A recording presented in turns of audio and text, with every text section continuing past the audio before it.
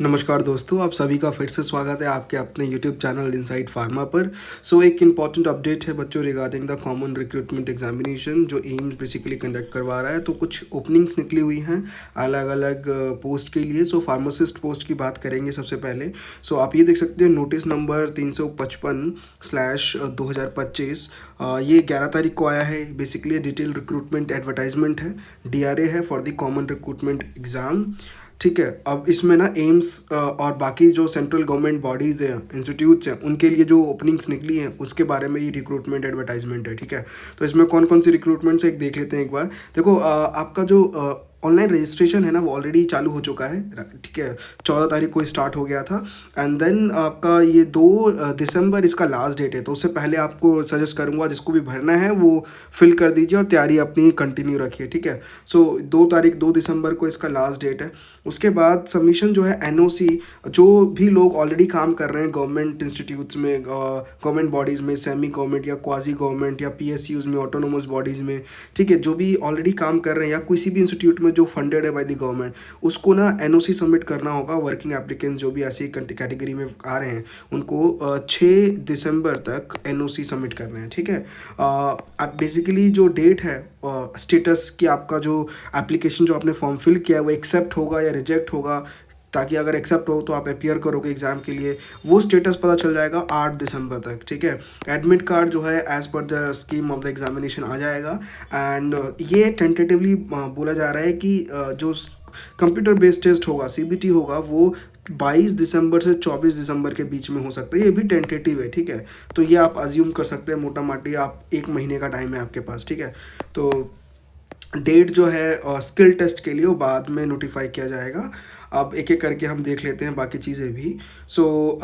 ये देखिए जो जो एम्स पार्टिसिपेट कर रहे हैं CRE यानी रिक्रूटमेंट ड्राइव में, वो ये हैं एम्स अवंतीपुरा, ये बेसिकली ये भी पार्टिसिपेट कर रहा है। AIIMS Bathinda, AIIMS Bhopal, AIIMS Bhubaneswar, AIIMS BB Nagar, and then AIIMS Bilaspur, AIIMS Deoghar, and AIIMS Gorakhpur Guwahati, and then AIIMS Jodhpur, AIIMS Kalyani, AIIMS Mangalagiri, and AIIMS Nagpur भी कर रहा है इसमें पार्टिसिपेट्स। दिल्ली डेफिनेटली कर रहा है। एम्स पटना, रायबरेली, रायपुर, राजकोट, ऋषिकेश, विजयपुर, एंड देन एम्स का जो आपका यू नो यो एम्स का CAPF IMS है, like central armed police forces institute of medical sciences. ठीक है, ये भी पार्टिसिपेट कर रहा है, ये दिल्ली में ही है। And ICMR Indian council of medical research, ये भी पार्टिसिपेट कर रहा है।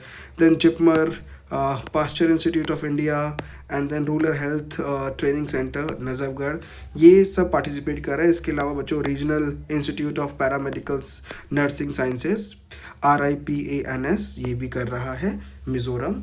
ये सब कर रहे हैं। ठीक है, आपको फिल कैसे करना है, बेसिकली एप्लीकेशन का प्रोसेस क्या है, तो आपको सीधे जाना है एम्स की वेबसाइट पे, ऑफिशियल वेबसाइट पे। वेबसाइट ये है बच्चों, मैं इस वीडियो के डिस्क्रिप्शन में भी आपको मैं ये वेबसाइट का लिंक दे दूंगा।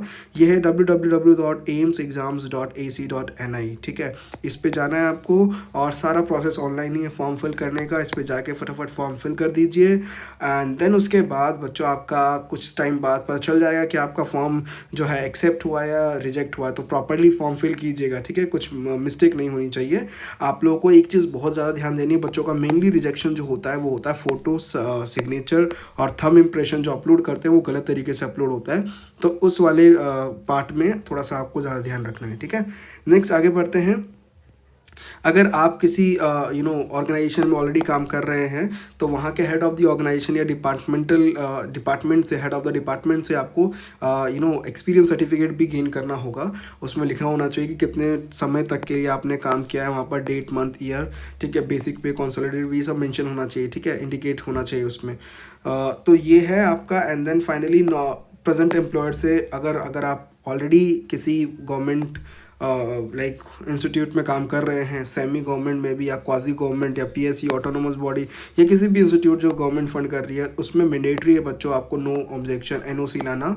और उसका भी डेट मैंने आपको स्टार्टिंग में बताया कब तक NOC सबमिट करना होगा, नॉन ऑब्जेक्शन सर्टिफिकेट। ठीक है, तो ये आपको करना है। एंड देन एज रिलैक्सेशन की बात की जाए तो वही कैटेगरी वाइज एज का जो है रिलैक्सेशन दिया जाएगा। SC ST का बच्चों 5 साल तक का जो लाइक अपर लिमिट दे रखी है आपकी इस नोटिफिकेशन में, उससे SC ST को 5 साल और रिलैक्सेशन मिल जाएगा उसके ऊपर। देन OBC को 3 साल का रिलैक्सेशन, PWBD को 10 साल का रिलैक्सेशन, या फिर एक्स सर्विस मैन हैं और कमीशनड ऑफिसर्स हैं including the ECO SSCOs for the group B and group C, length जो होगा बेसिकली मिलिट्री सर्विस का +3 years। ठीक है, तो ये आपका हो गया। एनेक्जर 3 देख सकते हो इसके लिए डिटेल में। ठीक है, this is only for ex serviceman and commissioned officers. ठीक है, उसके बाद सेंट्रल गवर्नमेंट सिविलियन एम्प्लॉयज़ की बात करें ग्रुप बी पोस्ट के लिए, सो बच्चों 5 साल का है जो भी सेंट्रल गवर्नमेंट सिविलियन एम्प्लॉयज़ हैं, और बच्चों who had not rendered not less than 3 years regular and continuous service as on the closing date of the receipt of the online. ठीक है, 3 साल बेसिकली 3 साल से कम नहीं होना चाहिए रेगुलर सर्विस। ठीक है, तो इनके लिए भी 5 साल का रिलैक्सेशन है। बाकी जो है ग्रुप सी पोस्ट के लिए बच्चों central government civilian employees, general हो या अनरिजर्व्ड हो, जनरल अनरिजर्व्ड, जिनका जो रेगुलर का लाइक वर्क है वो 3 years से कम नहीं होना चाहिए, कंटिन्यूस सर्विस होनी चाहिए। कब तक? जब तक आपका एप्लीकेशन का लास्ट डेट है। ठीक है, क्लोजिंग डेट है, तो ये चीज़ ध्यान रखिएगा। 40 साल up to 40 years of age का इसमें दे रखा है बच्चों age limit. And then OBC के लिए 43 दे रखा है एंड SC ST के लिए आपका 45 दे रखा है। ठीक है, सो ये चीज़ ध्यान रखिएगा। इवन ग्रुप सी पोस्ट के लिए जनरल हो या अनरिजर्व्ड हो, जम्मू कश्मीर से अगर हैं, डोमिसाइल्ड है स्टेट का उनका, तो 5 year का है, 5 years का है, और बेसिकली OBC के लिए 8 years का है, SC ST के लिए 10 years का है। जो जम्मू एंड कश्मीर, ऑलरेडी मैंने बताया है आपको, जम्मू एंड कश्मीर के लिए age relaxation group C post के लिए अलग दे रखा है। ठीक है, तो इस चीज़ का ध्यान रखिएगा। हैविंग मेंशन दैट आपको स्टेट का डोमिसाइल सर्टिफिकेट होना चाहिए। ठीक है, विडोज या डाइवोर्स वुमेन या women judicially separated and who are not remarried, unreserved हैं या जनरल हैं। ठीक है, जो विडोज हैं, विधवा हैं, या डाइवोर्सी वुमेन हैं, या फिर जो जुडिशली जो है सेपरेट हो चुके हैं, उन कैटेगरी में जो दोबारा से शादी नहीं हुई इसकी, अगर वो अनरिजर्व्ड या जनरल है, तो 35 years तक की एज की आपके रिलैक्सेशन दे रखा है। मतलब 35 years तक की एज वाले लोग अप्लाई कर सकते हैं। OBC के केस में 38 दे रखा है, एंड देन SC ST के केस में 40 years दे रखा है। ठीक है, डिफेंस पर्सनल जो डिसेबल्ड हैं in the operation during the hostilities with any foreign countries or in a disturbed area or release as a consequence thereof, so unreserved और general case में 5 साल एंड OBC केस में 8 साल, यानी 5 + 3 years और ज़्यादा मिल गया। SC ST के केस में 10 years, 5 years था ही, प्लस 5 years और रिलैक्सेशन है। And service clerks in the last year of their colour service in the armed forces, unreserved या आपका जनरल कैटेगरी 45 years तक है। OBC के केस में बेसिकली बच्चों आपको देखने को मिलेगा 48 years, and service clerks in the last year of their colour service, SC ST की बात करें तो ये आपका 50 years ऑफ एज है। तो ये ध्यान रखिएगा, एज लिमिट का बहुत ध्यान रखना है आप लोगों को, है ना। अगर OBC है तो बच्चों OBC का नॉन क्रीमी लेयर होना चाहिए। ठीक है, नॉन क्रीमी लेयर जो है वो होना ही चाहिए। ठीक है, मूविंग अहेड, आगे बढ़ते हैं हम लोग। अगर EWS है, EWS के लिए सर्टिफिकेट होना चाहिए, वो 1 अप्रैल 2025 से, लास्ट डेट ऑफ एप्लीकेशन है आपका 2 दिसंबर 2025, इसके बीच में बना होना चाहिए। ठीक है ना, ये ध्यान रखिएगा। चलिए अब हम आगे बढ़ते हैं, let's move ahead. Category wise certificate का बहुत ध्यान रखना है आप लोगों को, और हम और भी बाकी चीज़ें देख लेते हैं एक बार। ठीक है, डेट और सेंटर ऑफ जो एग्जामिनेशन होगा, बेसिकली कंप्यूटर बेस्ड जो टेस्ट है, वो प्लान जनरली क्या है कि 22 दिसंबर से 24 दिसंबर के बीच में टेंटेटिवली कंडक्ट करवाया जाए। ठीक है, बाकी अगर कुछ चेंजेस होता है आपको इन्फॉर्मेशन प्रायर ही मिल जाएगी। ठीक है, लेकिन एक चीज़ मुझे जो थोड़ी सी लगी है, वो हमेशा ही होता है एम्स के केस में, जो एप्लीकेशन फ़ीस है वो काफ़ी ज़्यादा है। एप्लीकेशन फ़ीस अगर आप बात करें तो एप्लीकेशन फ़ीस जो है दैट इज़, मैं आपको एक बार शो कर देता हूँ एप्लीकेशन फ़ीस भी, let me show you.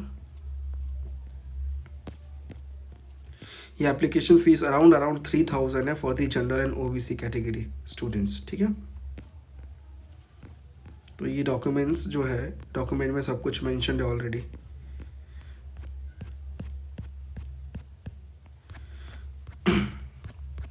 So have a look. यहाँ पर अगर आप इस डॉक्यूमेंट को ध्यान से पढ़िएगा, सो वहाँ पर आपका ये फ़ीस जो है वो मेंशन किया गया है 3000 रुपीज़। ठीक है, 3000 जो है इसका एप्लीकेशन का, ऑनलाइन एप्लीकेशन जब फीस दोगे ये थोड़ा सा ज़्यादा है। बाकी अगर आप देखो यूपीएससी का हो गया या रेलवे का 400 लगता है, यूपीएससी जो है 25 रुपीज़ ही लगता है, मैक्स टू मैक्स 100 हो जाता है, ठीक है। तो इसके कंपैरिजन में जो एम्स है वो ज़्यादा चार्ज करता है, 3000 रुपीज़ चार्ज करता है, and that is I think काफ़ी ज़्यादा है। सो बहुत सीरियस कैंडिडेट जो अच्छे से प्रिपेयर कर रहे हैं वही लोग अप्लाई कीजिएगा इसके लिए, ठीक है ना। सो ये देखिए यहाँ पर मेंशन किया गया है, जनरल और ओबीसी कैंडिडेट के लिए 3000 है एप्लीकेशन फ़ीस सिर्फ, ठीक है। एससी एसटी या ईडब्ल्यूएस के लिए 2400 रुपये है, एंड पर्सनस विद डिसेबिलिटीज़ उनको कोई फ़ीस नहीं ली जाएगी, वो एग्जम्प्टेड है इस एप्लीकेशन फ़ीस से, ठीक है। मोड ऑफ आपका जो फीस होगा वो डेबिट कार्ड, क्रेडिट कार्ड या नेट बैंकिंग कुछ भी हो सकता है, ठीक है।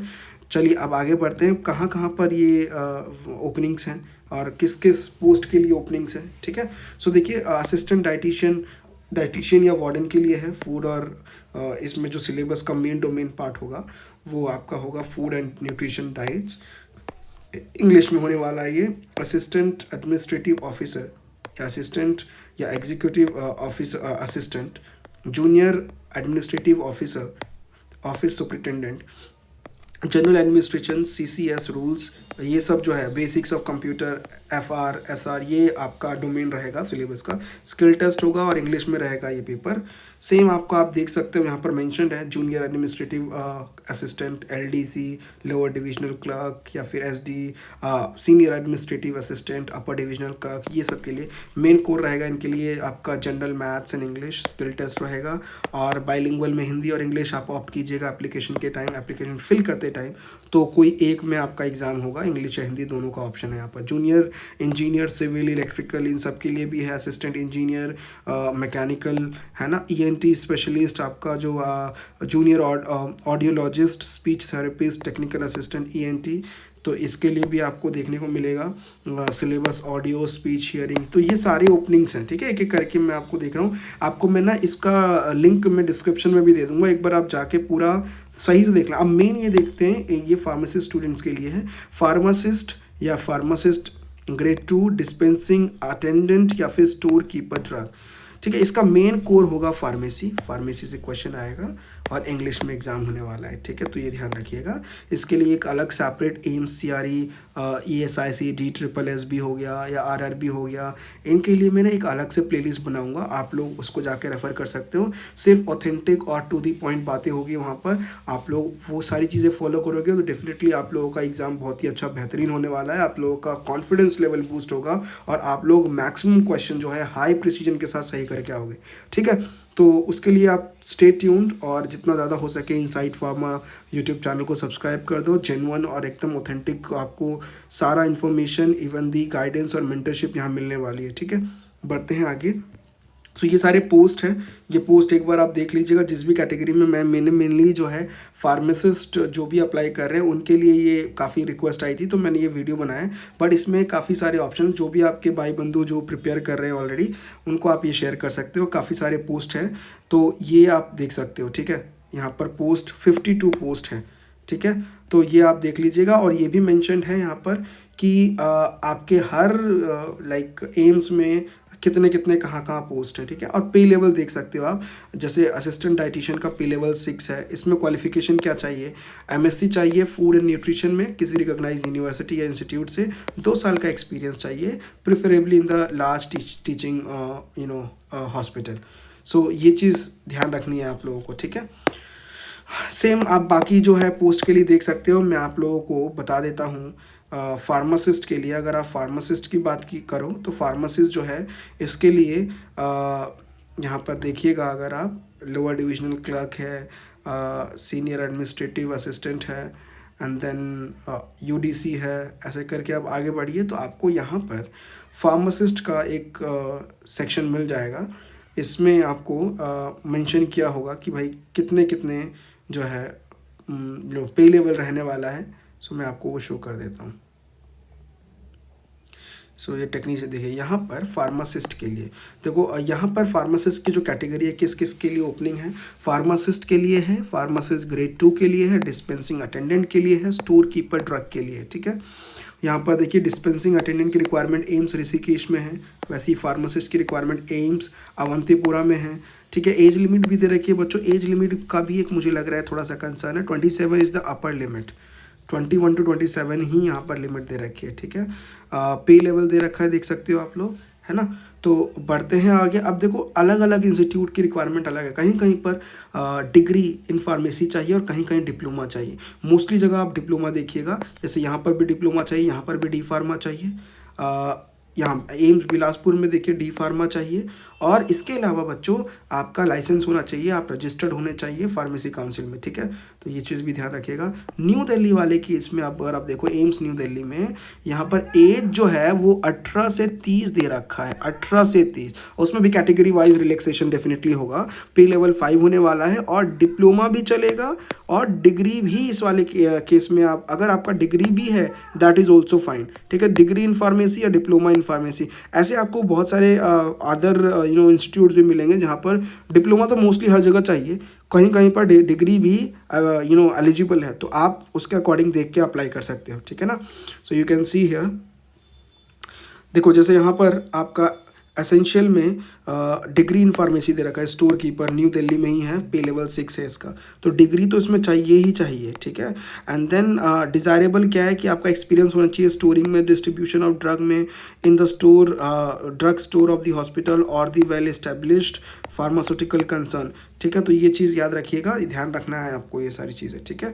तो उम्मीद करता हूँ आप लोगों को ये समझ में आया। इसका मैं डिटेल जो आपका नोटिफिकेशन आया हुआ है एम्स का वो मैं आपको लोगों को शेयर कर दूंगा, आपको लिंक डिस्क्रिप्शन में मिल जाएगा, ठीक है। तो स्टे ट्यून, मिलते हैं हम लोग फिर नेक्स्ट वीडियो में। Till then stay happy, stay blessed and keep rocking. And inside farmer channel को सब्सक्राइब और लाइक करना ना भूलें। Thank you.